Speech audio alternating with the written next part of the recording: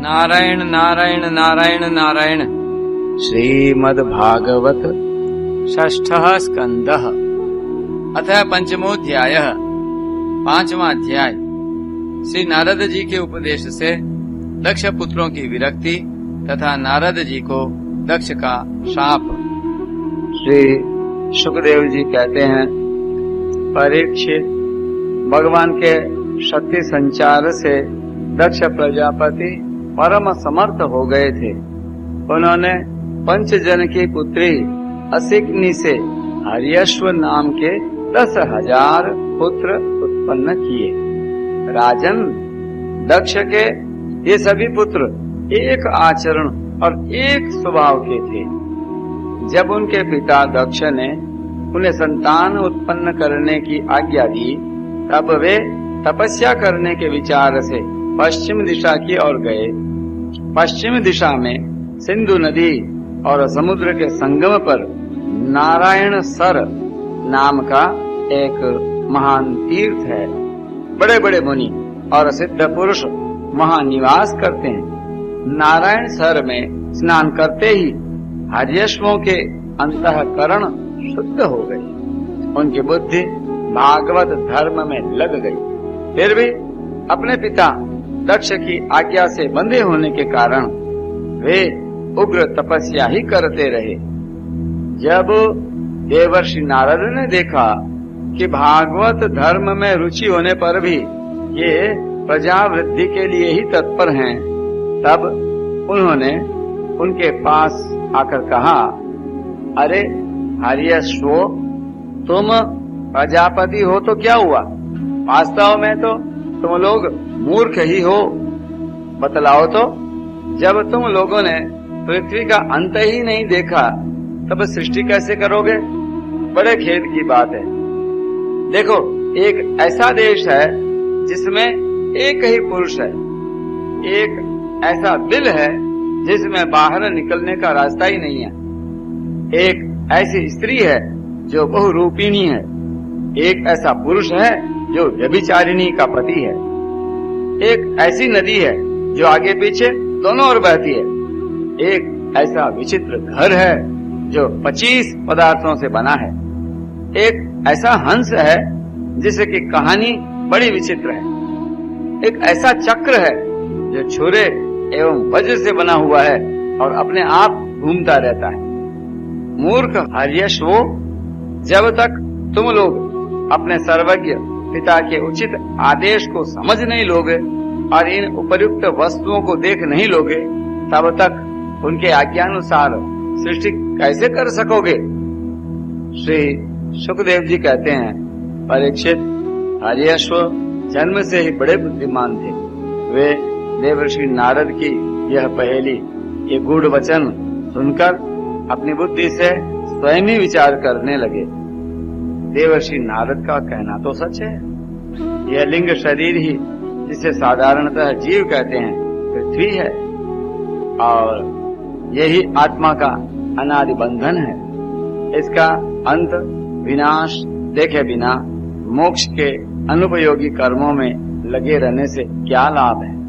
सचमुच ईश्वर एक ही है।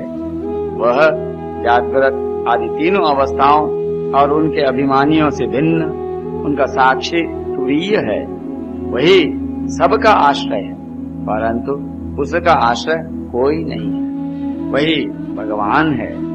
उस प्रकृति आदि से अतीत नित्य मुक्त परमात्मा को देखे बिना भगवान के प्रति असमर्पित कर्मों से जीव को क्या लाभ है?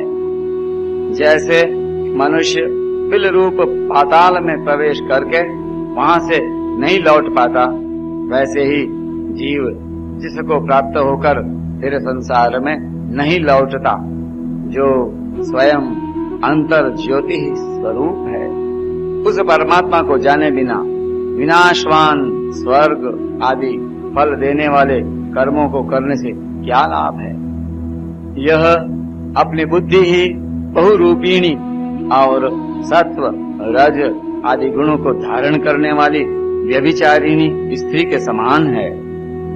इस जीवन में इसका अंत जाने बिना, विवेक प्राप्त किए बिना अशांति को अधिकाधिक बढ़ाने वाले कर्म करने का प्रयोजन ही क्या है? यह बुद्धि ही उल्टा स्त्री के समान है। इसके संग से जीव रूप पुरुष का ऐश्वर्य, इसकी स्वतंत्रता नष्ट हो गई है। इसी के पीछे पीछे वह उल्टा स्त्री के पति की भांति न जाने कहां कहां भटक रहा है। इसकी विभिन्न गतियों चालों को जाने बिना ही विवेक रहित कर्मों से क्या सिद्धि मिलेगी? माया ही दोनों ओर बहने वाली नदी है। यह सृष्टि भी करती है और प्रलय भी। जो लोग इससे निकलने के लिए तपस्या, विद्या आदि तट का सहारा लेने लगते हैं, उन्हें रोकने के लिए क्रोध, अहंकार आदि के रूप में वह और भी वेग से बहने लगती है। जो पुरुष उसके वेग से विवश एवं अनभिज्ञ हैं, वह माइक कर्मों से क्या लाभ उठाएगा? ये 25 तत्व ही एक अद्भुत घर हैं। पुरुष उनका आश्चर्यमय आश्रय है। वही समस्त कार्य कारणात्मक जगत का अधिष्ठाता है। यह बात न जानकर सच्चा स्वातंत्र्य प्राप्त किए बिना झूठी स्वतंत्रता से किए जाने वाले कर्म व्यर्थ ही हैं। भगवान का स्वरूप बतलाने वाला शास्त्र हंस के समान नीर क्षीर विवेकी है। वह बंध मोक्ष, चेतन और जड़ को अलग अलग करके दिखा देता है। ऐसे अध्यात्म शास्त्र रूप हंस का आश्रय छोड़कर उसे जाने बिना बहिर्मुख बनाने वाले कर्मों से लाभ ही क्या है? यह काल ही एक चक्र है। यह निरंतर घूमता रहता है। इसकी धार छुरे और वज्र के समान तीखी है और यह सारे जगत को अपनी ओर खींच रहा है। इसको रोकने वाला कोई नहीं। यह परम स्वतंत्र है। यह बात न जानकर कर्मों के फल को नित्य समझकर जो लोग सकाम भाव से उनका अनुष्ठान करते हैं, उन्हें उन अनित्य कर्मों से क्या लाभ होगा? शास्त्र ही पिता है, क्योंकि दूसरा जन्म शास्त्र के द्वारा ही होता है और उसका आदेश कर्मों में लगना नहीं, उनसे निवृत्त होना है। इसे जो नहीं जानता वह गुणमय शब्द आदि विषयों पर विश्वास कर लेता है। अब वह कर्मों से निवृत्त होने की आज्ञा का पालन भला कैसे कर सकता है? परीक्षित, हर्यश्वों ने एक मत से यही निश्चय किया और नारद जी की परिक्रमा करके वे उस मोक्ष पथ के पथिक बन गए, जिस पर चलकर फिर लौटना नहीं पड़ता। इसके बाद देवर्षि नारद स्वर ब्रह्म में संगीत लहरी में अभिव्यक्त हुए। भगवान श्री कृष्णचंद्र के चरण कमलों में अपने चित्त को अखंड रूप से स्थिर करके लोक लोकांतरों में विचरने लगे। नारायण नारायण। परीक्षित, जब दक्ष प्रजापति को मालूम हुआ कि मेरे शीलवान पुत्र नारद के उपदेश से कर्तव्यच्युत हो गए हैं, तब वे शोक से व्याकुल हो गए। उन्हें बड़ा पश्चाताप हुआ। सचमुच अच्छी संतान का होना भी शोक का ही कारण है। ब्रह्मा जी ने दक्ष प्रजापति को बड़ी सांत्वना दी। तब उन्होंने पंचजन नंदिनी असिक्नी के गर्भ से 1000 और पुत्र उत्पन्न किए। उनका नाम था शबलाश्व। वे भी अपने पिता दक्ष प्रजापति की आज्ञा पाकर प्रजा सृष्टि के उद्देश्य से तप करने के लिए उसी नारायण सरोवर पर गए, जहाँ जाकर उनके बड़े भाइयों ने सिद्धि प्राप्त की थी। शबलाश्वों ने वहाँ जाकर उस सरोवर में स्नान किया। स्नान मात्र से ही उनके अंतःकरण के सारे मल धुल गए। अब वे परब्रह्म स्वरूप प्रणव का जप करते हुए महान तपस्या में लग गए। कुछ महीनों तक केवल जल और कुछ महीनों तक केवल हवा पीकर ही उन्होंने हम नमस्कार पूर्वक ओंकार स्वरूप भगवान नारायण का ध्यान करते हैं, जो विशुद्ध चित्त में निवास करते हैं, सबके अंतर्यामी हैं तथा सर्वव्यापक एवं परमहंस स्वरूप हैं। इस मंत्र का अभ्यास करते हुए मंत्राधिपति भगवान की आराधना की। ओम नमो नारायणाय पुरुषाय महात्मने विशुद्ध सत्वधीष्ण्याय महाहंसाय धीमहि।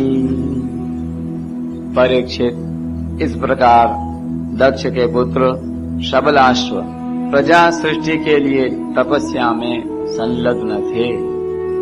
उनके पास भी देवर्षि नारद आए और उन्होंने पहले के समान ही कूट वचन कहे। उन्होंने कहा, दक्ष प्रजापति के पुत्रों, मैं तुम लोगों को जो उपदेश देता हूँ उसे सुनो। तुम लोग तो अपने भाइयों से बड़ा प्रेम करते हो, इसलिए उनके मार्ग का अनुसंधान करो। जो धर्मज्ञ भाई अपने बड़े भाइयों के श्रेष्ठ मार्ग का अनुसरण करता है वही सच्चा भाई है। वह पुण्यवान पुरुष परलोक में मरुदगणों के साथ आनंद भोगता है। परीक्षित, शबलाश्वों को इस प्रकार उपदेश देकर देवर्षि नारद वहां से चले गए और उन लोगों ने भी अपने भाइयों के मार्ग का ही अनुगमन किया, क्योंकि नारद जी का दर्शन कभी व्यर्थ नहीं जाता। नारदो अमोघ दर्शन।